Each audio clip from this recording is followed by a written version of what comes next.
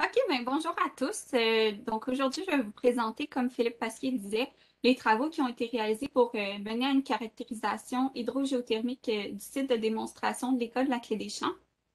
La caractérisation que je vais vous présenter aujourd'hui précède l'installation puis la conception du système géothermique équipé de puits à colonne permanente qui va être implémenté à l'École de la Clé des Champs au cours de l'été à venir. Donc, d'abord, rapidement, une vue du site. L'école primaire de la Clé des Champs est située sur la rive nord de Montréal, à Saint-Augustin-de-Mirabel. C'est un site qui appartient au centre de services scolaires d'Émile-Île. Et comme Philippe Pasquier le disait, c'est le premier site de démonstration du potentiel des PCP, que je vais aussi nommer des puits à colonne permanente, que je vais aussi nommer comme étant les PCP dans la présentation. Donc, c'est le premier site de la chaire de recherche en géothermie sur l'intégration des PCP en milieu institutionnel. L'école va être équipée de plats à colonnes permanentes et en plus des travaux que je vais vous présenter aujourd'hui, le site de la Clé des Champs va héberger les activités de la chaire pour les 5 prochaines années. Donc, le projet, comme je disais, a été réalisé préalablement à la conception et l'installation au site. Afin de sélectionner le site de l'École de la Clé des Champs, on a fait une recherche des endroits qui présentaient les conditions hydrogéothermiques favorables à l'utilisation des PCP.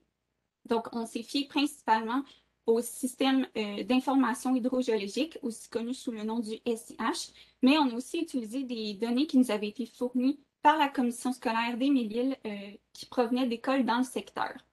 Ça nous a permis de faire une première évaluation du site, à savoir s'il pouvait vraiment accueillir les puits à colonnes permanentes. Et donc, le site a été sélectionné à cause des points marquants suivants. D'abord, on a noté que le socle rocheux était peu profond. La nappe phréatique était estimée comme étant peu profonde et la perméabilité au site était estimée comme étant de moyenne à élevée. En plus de ça, on avait des indices qui nous laissaient croire que l'eau souterraine au site était chimiquement peu réactive. Et ça, ce sont tous des paramètres qui sont favorables à l'utilisation des PCP. C'est pour ça que le site a été retenu. Entre autres, on avait aussi des informations au niveau de la géologie, ce qui nous a permis de prévoir les conditions dans lesquelles on allait forer. Maintenant, un petit peu plus concrètement au niveau de l'objectif du projet de caractérisation. Alors, le but, c'était d'acquérir les paramètres thermiques et hydrauliques au site afin de faire la conception du système géothermique qui va être doté de PCP, comme je le répète. Rapidement, on a fait une analyse préliminaire de nos résultats expérimentaux. On a pu confirmer que le site de Mirabel, il présentait bel et bien un grand potentiel pour les PCP. Mais comme je vais vous parler ultérieurement dans ma présentation, pendant notre essai de réponse thermique, on a obtenu des résultats impressionnants et donc il a été nécessaire d'utiliser un modèle numérique pour évaluer les mécanismes de transfert de chaleur qui ont engendré la performance qu'on a observée au site.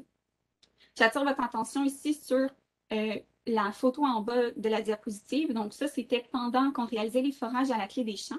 Et quand on a quitté le site, tout ce qui restait dans la cour d'école, eh bien, c'était nos boîtes de service et le reste des travaux de terrain a été effectué via ces boîtes d'accès depuis qu'on a pu installer au site. Pardon. Alors maintenant, au niveau de la méthodologie de recherche, je vais vous parler d'abord des travaux de terrain qu'on a faits avant d'aborder nos travaux de modélisation. Alors, on a réalisé 2 forages exploratoires de près de 133 mètres. Les 2 forages que vous voyez sur la figure ici ont été forés, aménagés et développés en août 2020.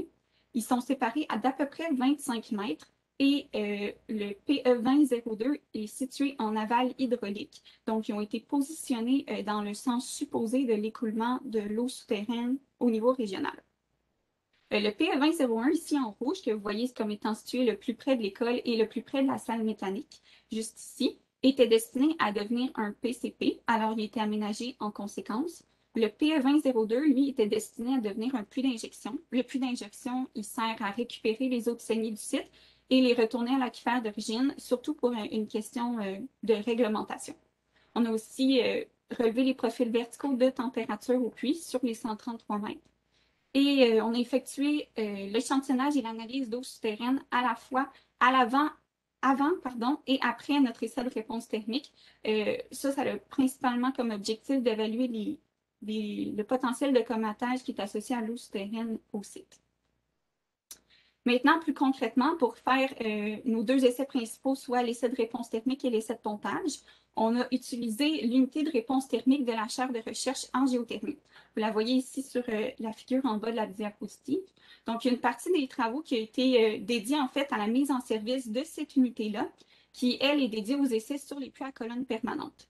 Donc, on a réalisé la supervision de la construction de cette unité-là, mais aussi la calibration. Donc, comme je vous disais, on a réalisé un essai de réponse thermique. Il a duré 6 jours et il a été réalisé en octobre 2020. Vous voyez sur la figure, en fait, une génératrice qui nous a permis d'alimenter notre unité de réponse thermique. Celle-ci est connectée au PE2001 par la boîte de service que je vous ai présentée à la diapositive précédente. Donc ça nous a permis de réaliser un essai avec une puissance de 22 kW pour 133 mètres de puits. Ça correspond à une puissance de chauffage appliquée de 165 watts par mètre. Au niveau de la configuration de l'essai, on avait opté pour un pompage en haut du puits. On réinjectait l'eau chauffée à la base du puits, puis le tout était réalisé en absence de saignée. On a aussi effectué un essai de pompage qui a duré 72 heures, qui a été fait à débit constant. Au niveau du modèle numérique maintenant, les travaux dont je viens de vous parler nous ont permis d'acquérir des paramètres qui ont servi à construire et à alimenter en fait notre modèle 3D du site. Dans le modèle, les composantes thermiques et hydrauliques du site ont été couplées. Ça nous a permis de faire l'interprétation de l'essai de réponse thermique, mais aussi d'obtenir une meilleure compréhension des mécanismes de transfert de chaleur qui ont mené en fait à la performance qu'on a observée au puits. Là, ici, vous pouvez voir en fait le bloc 3D du modèle, qui est en fait une représentation simplifiée du site dans lequel on inclut uniquement le PE2001.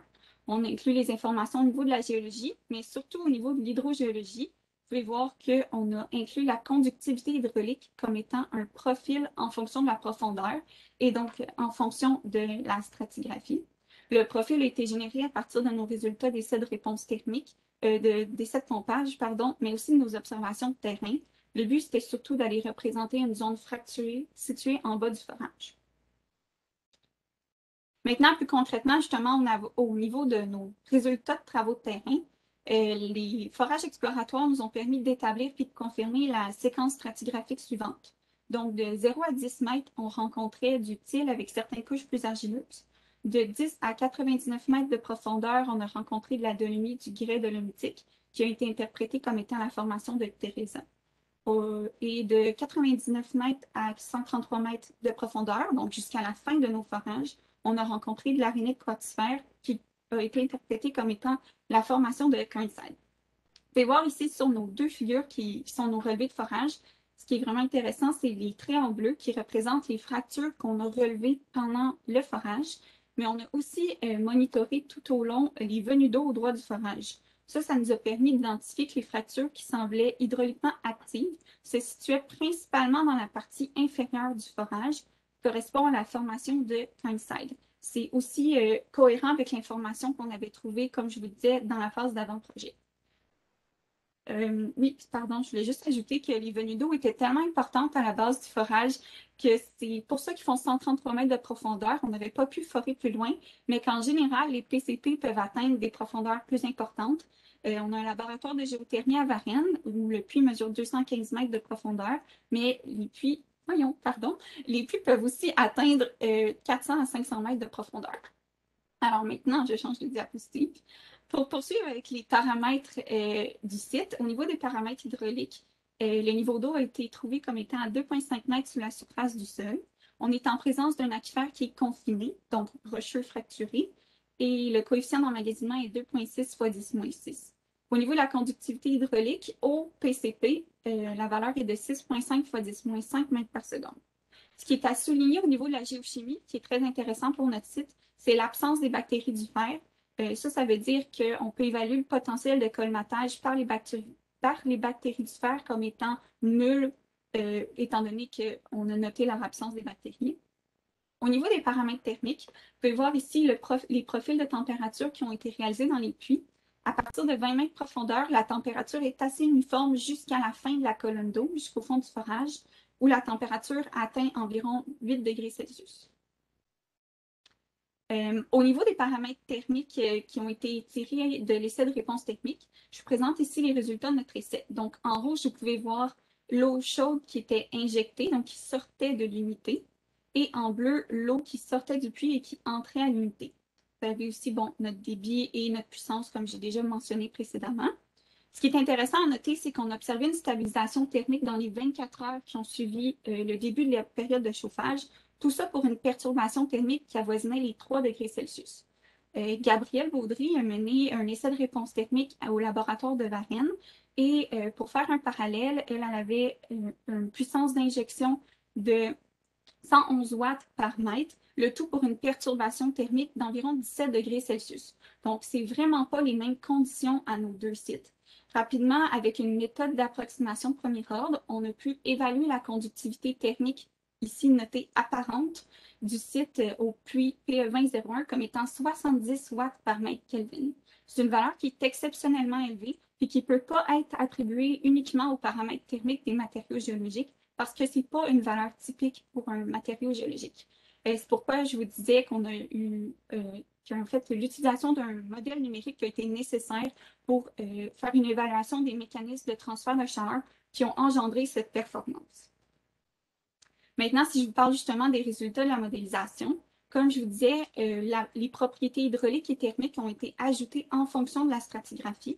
Et là, on a pu obtenir un modèle numérique qui nous a permis de reproduire l'essai de réponse thermique et de l'interpréter avec une erreur moyenne de 0,035 degrés Celsius. Vous pouvez apprécier à la droite de ma diapositive le calage entre nos données expérimentales, qui sont les traits en rouge et bleu, et nos données simulées, qui sont illustrées en noir. Juste un petit rappel ici d'une figure que je vous avais présentée précédemment. Donc, on a la conductivité thermique répartie en fonction de la stratigraphie avec des valeurs réalistes pour les matériaux géologiques. La conductivité équivalente obtenue au niveau thermique, c'est de 3,99 watts par mètre Kelvin. Donc, on n'est pas du tout dans le 70 watts par mètre Kelvin que je vous ai mentionné précédemment. La clé, ça a été vraiment d'ajouter la conductivité hydraulique en fonction de la stratigraphie et dont la conductivité hydraulique équivalente correspond à la valeur qu'on a trouvée pendant notre essai de pompage. Je vous présente ici rapidement une simulation qui a été réalisée avec notre modèle. Donc, la bonne performance du PCP a été causée par les flux advectifs au puits. C'est-à-dire que l'eau souterraine a été déplacée par le mouvement qui est engendré en fait par le pompage et la recirculation de l'eau dans le puits. C'est ça le principal facteur qui influence la réponse thermique du puits. Donc, notre modèle a permis de démontrer que le mécanisme de transfert de chaleur dominant, c'était le transfert de chaleur advectif, et ça, c'est à souligner, c'est en l'absence de saignée. De façon plus explicite, le pompage engendre une modification de la répartition des charges hydrauliques, en fait, dans la partie supérieure du puits. Donc, comme vous pouvez le voir sur la figure ici, l'eau en bleu qui provient de l'aquifère s'écoule en fonction de la modification des charges hydrauliques vers le puits.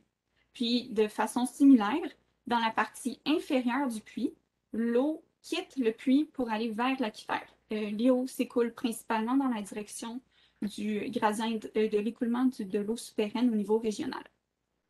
En fait, l'eau qu'on a injectée pendant notre essai de réponse thermique s'est dissipée principalement dans la région de l'aquifère où la formation était la plus perméable. En d'autres termes, on peut dire que les fractures qui sont situées à la base du forage ont favorisé l'écoulement de l'eau souterraine hors du puits à cette profondeur en particulier. Et donc, au niveau des impacts du projet, puis quelques conclusions, les travaux de recherche qu'on a menés au site de Mirabel nous ont permis de démontrer l'importance de considérer la stratigraphie et les paramètres hydrauliques pour pouvoir interpréter un essai de réponse thermique. Mais surtout, les travaux ont révélé l'importance de connaître les propriétés hydrogéologiques pour expliquer la réponse d'un PCP, même en l'absence de saignée. Par rapport à l'objectif initial du projet, qui était d'acquérir les paramètres aux fins de la conception du système, eh bien, les paramètres ont été acquis avec nos travaux de terrain et l'importante performance qu'on a observée au puits pendant notre essai de réponse thermique ont été utilisés dans la conception du système géothermique qui va être implanté à l'école de la Clé des Champs, comme je vous disais, au cours de l'été à venir. Donc, ça, c'est une très bonne nouvelle. Et tous les travaux que je vous ai présentés aujourd'hui ont été réalisés dans le cadre des activités de la chaire de recherche en géothermie. Et ça, c'est grâce à la contribution de ces nombreux partenaires qui sont illustrés à la droite de ma diapositive. Alors, je vous remercie pour votre attention, puis n'hésitez pas si vous avez des questions.